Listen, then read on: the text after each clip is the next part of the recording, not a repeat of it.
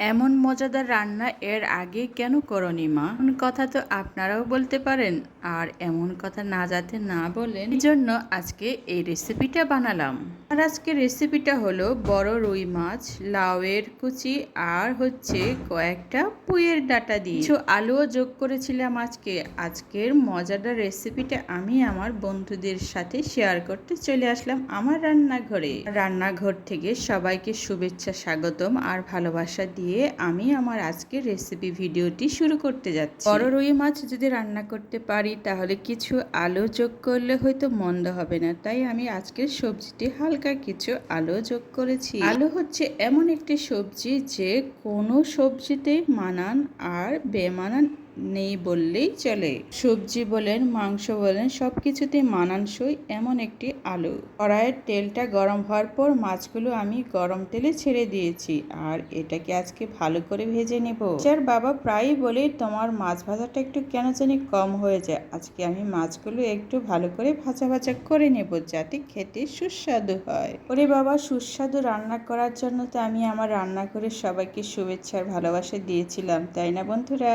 রান্নাঘরের সৌন্দর্য আর ভালোবাসা সত্যি অন্যরকম হয় সব সময় সবার জন্যই। আমার রান্নাঘরের খাবার এমন কেউ আছে যে টেস্ট করেনি? সবাই হয়তো টেস্ট করে দেখেছি, এতটাই সুস্বাদু আর মজা। আমার বাচ্চারা তো মুখেই বলে ফেলে, মা তোমার হাতের রান্না ছাড়া অন্য কোথাও যেন খেতে ইচ্ছে করে না, তোমার হাতের রান্না সত্যি অতুলনীয়। ভালো কিছু রান্না করি বলেই তো এত প্রশংসার যোগ্যতা আছে আমার। এত প্রশংসা পাওয়ার উপরও কেন আমি আজকে আপনাদের সামনে এই সবজি আর মাছ নিয়ে আসছি? মানে ভালোই গরম যাচ্ছে আর এই গরমে শরীর ঠান্ডা রাখার জন্য এই ধরনের খাবার তো অবশ্যই খেতে হয় না? গরমে শরীরে পানি ধরে রাখার জন্য অবশ্যই লাউ তরকারি আর কিছুটা ঝোল তো অবশ্যই খাওয়া উচিত, আমি মনে করি। যেটা ডাক্তাররাও তাই বলে, কারণ আমরা যখন ঘেমে যাই তখন আমাদের ঘামার সাথে অনেক পানি ঝরে চলে যায় আর এই পানিটাকে রিজার্ভ করার জন্য অবশ্যই আমাদের এই জাতীয় পানি জাতীয় সবজি খাওয়া উচিত। মাছগুলো ভালো করে ভাজা ভাজা করার জন্য আমাকে অবশ্যই কিছুটা অপেক্ষা করতে হবে আর ভালো করে ভাজতে হলে কিছুটা সময় লাগে, তাই না বন্ধুরা? এর মধ্যে আমি আমার রান্নাঘরে অনেককে দাওয়াত দিয়ে থাকি, শুধু রান্না করার জন্য না, খাওয়ার জন্য। আমি রান্না করতে ভালোবাসি আর মানুষকে খাওয়াতেও ভালোবাসি। আজকে শুধু খাবে আমার পরিবারের সদস্যরা, এতটাই মজা করে খাবে কারণ ওদের পছন্দের সবজি আজকে রান্না করতে চলেছি। পছন্দের সবজি রান্না করার জন্য অবশ্যই ওদের অনুমতির প্রয়োজন আছে। আমি সবসময় ওদেরকে ভালো করে জিজ্ঞেস করে নিই রান্নার পূর্বে। এবার আমার মাছগুলো ভালোই ভাজা হয়ে গেছে, এখন অপর পাশটা ভালো করে আমি উল্টে দেব। নিচের মাছগুলো ভাঙিনি, আমার দেখতে ভালো লাগছে, কারণ অনেকে মাছ ভাজতে গিয়ে মাছগুলো কেমন যেন টুকরো করে ফেলে। আসলে এটার একটা টেকনিক আছে, টেকনিকটা আমি আজকে বলেই ফেলি। এরপর প্রথম যখন রান্নাঘরে কাজ করে এইভাবে বন্ধুদের জন্য, পরিবারের সদস্যদের জন্য মাছ ভাজতাম, তখন আমার মাছগুলো কেমন যেন টুকরো হয়ে যেত। আমি কিছুই বুঝতাম না আমার মাছ কেন যায়। ইউটিউবে কত দেখেছি, তারপর ট্রাই করেছি নিজে, তারপর নিজে থেকেই আমি আমার টেকনিকটা নিজেই শুরু করলাম আর নিজেই করলাম। আমার টেকনিকটা হচ্ছে প্রথমত কড়াইয়ের পানিটা ভালো করে শুকিয়ে নিতে হবে। শুকোনোর পর ভালো করে কড়াইটা যখন গরম হিট হবে তখন তেল ঢেলে দিতে হবে। তেলটা ঢালার পর তেলের তাপমাত্রা মাপার জন্য লবণের ছিটে দিয়ে দিতে হয়। লবণের ছিটে দেওয়ার পর দেখা যাবে যে কতটুকু তেল গরম হয়ে গেছে, তখন বোঝা যায়। গরম তেলে মাছগুলো ছেড়ে দিতে হয় আর কিছুক্ষণ তো রেখেই দিতে হয়। মাছগুলো গরম আর ভাজা হয়ে গেলে উঠিয়ে নিতে হয় আস্তে করে। এগুলো ভাজা ভাজা হওয়ার পর আমি আমার সমস্ত মশলা, পানি, হলুদ, জিরা, আদা, রসুন, জিরা বাটা আর হালকা কিছু গরম মশলা এড করে আমি পানিটি ছেড়ে দিয়েছি। আমার কুচু করে রাখা লাউটাও আমি আমার সবজিতে দিয়ে দিলাম, কারণ লাউ আর মশলা একসাথে ভালো করে কষা কষা হলে তারপর আমি মাছ ছাড়বো। সবজিগুলো ভালো করে কষা কষা হওয়ার জন্য আমি এখন ঢাকনাটা খুলে একটু দেখলাম যে লাউটা নিচে লেগে গেছে। আমি আলতো করে আস্তে আস্তে চামিচ দিয়ে উল্টে পাল্টে নিচ্ছি। এই সমস্ত কাহিনী শুধু আমার রান্নাঘরে হয় না, আপনাদের রান্নাঘরেও নিশ্চয়ই এই ধরনের কাহিনী হয়ে থাকে। এতটা নিচে লেগে যায়নি যে আমার রান্না বাদ দিয়ে দিতে হবে। রান্নাটা খুব সুন্দর করে করছিলাম আর এখনো হয়ে গেছে, শুধু লাল লাল হয়েছিল। ওগুলো হলুদ দেওয়াতে এত সুন্দর কালার হয়েছে আর খুব ভালো করে কষিয়ে নিচ্ছি। মাছগুলো ভালো করে ভেজে রেখে দিয়েছিলাম, এখন আমি লাউয়ের সাথে দিয়ে দেব। এখন কি করব, আমি আস্তে আস্তে সবগুলো একটু নেড়ে চেড়ে নিয়ে যাতে মাছগুলো ভেঙে না যায় সেদিকে তো অবশ্যই খেয়াল রাখবো। রান্নাগুলো এখন আমার কালারটা খুব সুন্দর হচ্ছে আর মাছগুলো আমি একটু চারিদিকে ছড়িয়ে ছিটিয়ে দিয়ে দিলাম।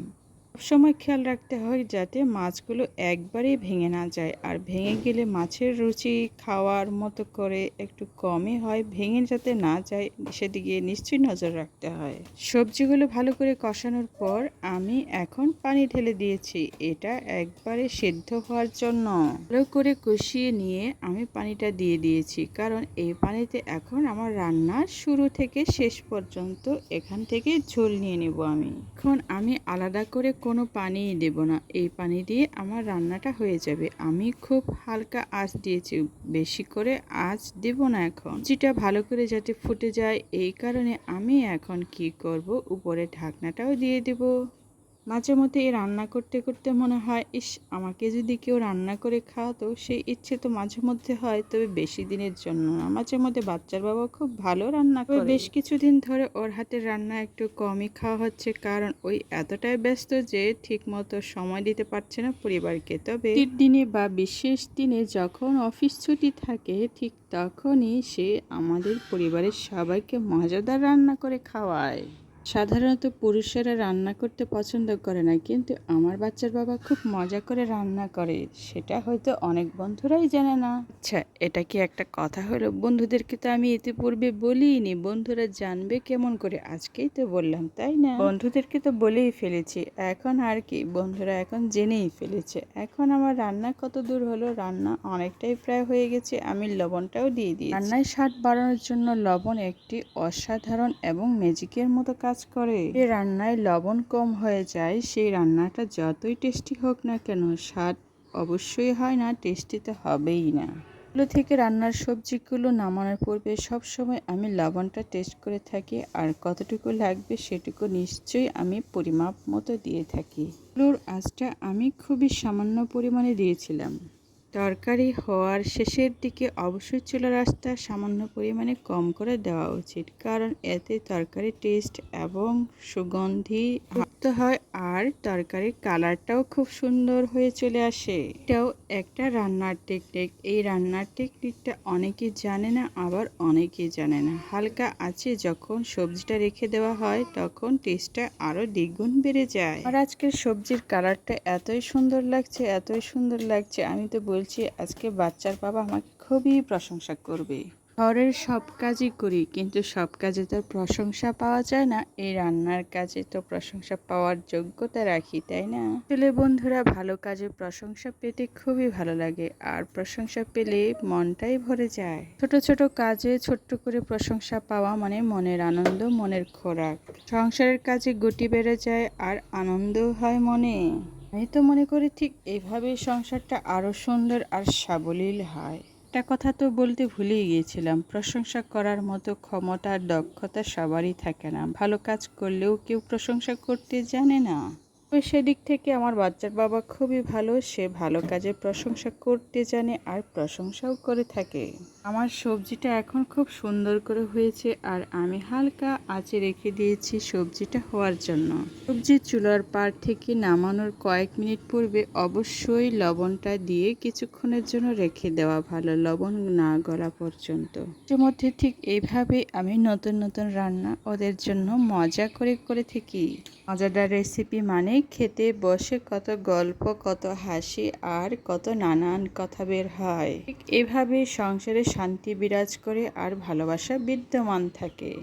আমার এই লাউ, মাছ, আলু আর হালকা পুয়ের ডাঁটা দিয়ে রান্না ঠিক এই পর্যন্ত। খুব সুন্দরভাবে বন্ধুদের কাছে আমি উপস্থাপন করার চেষ্টাও করেছি। রান্নাটি আপনাদের কাছে কেমন হয়েছে অবশ্যই জানাবেন। টাটা, বাই বাই, আবারও ভালোবাসা রইল।